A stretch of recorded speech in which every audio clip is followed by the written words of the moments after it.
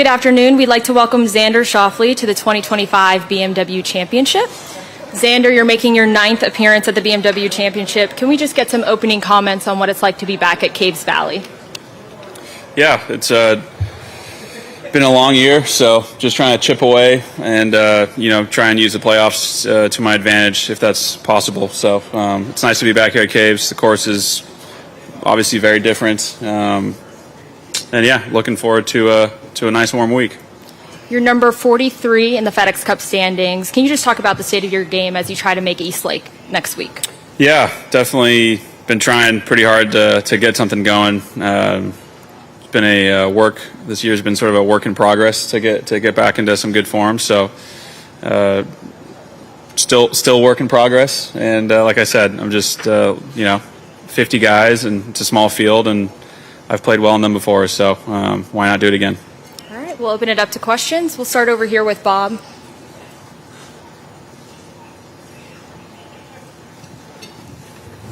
Xander, you said a couple of times earlier this year that you've been chasing points, whatever, and now you're sort of in that ultimate position. I don't think you've ever really been in this position your entire career.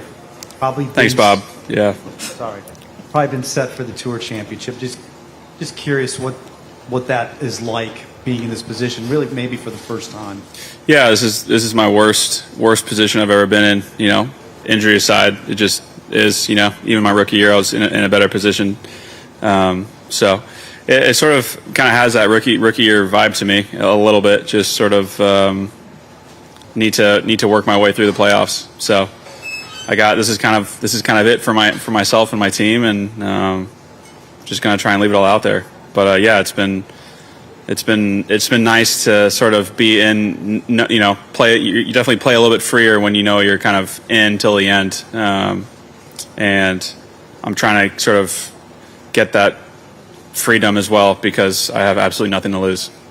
I was going to follow with that. Just, do you approach this tournament then with more of a go for broke kind of strategy? Like, can you even play golf that way from the first round on? Not out here.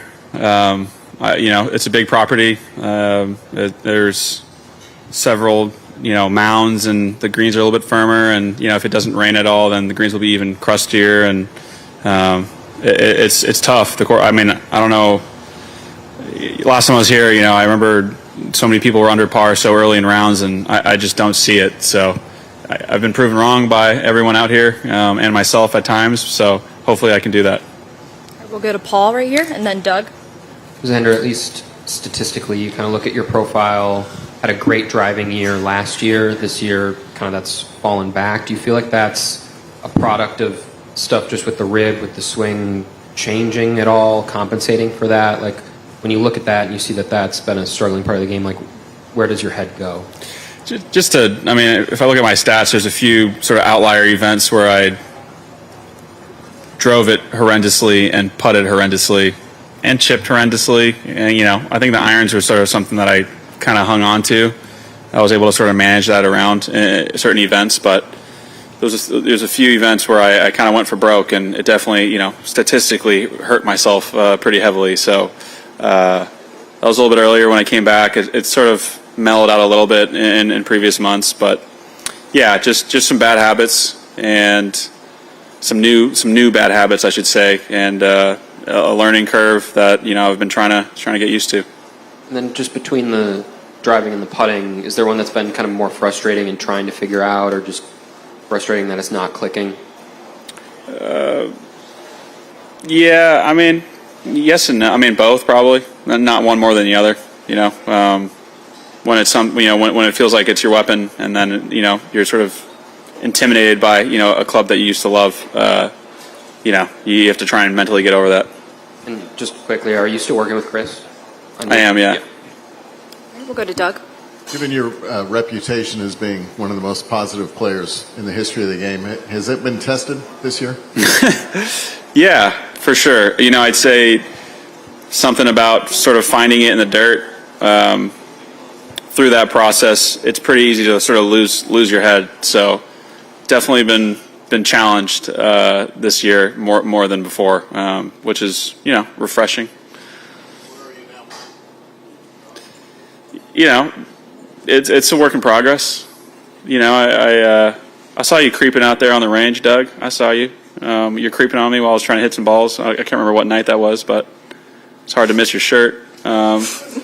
What's that? That was progressive. Yeah, but yeah, it's been one of those things where, you know, I'm trying to find a cue or feel or just something I can go with, and you know, kind of still in the hunt for it. But I think it's going a little bit better. Just wanted to ask you, at what point did you talk about frustration or, you know, positivity being tested? Was there a point where you were tested more than usual this year?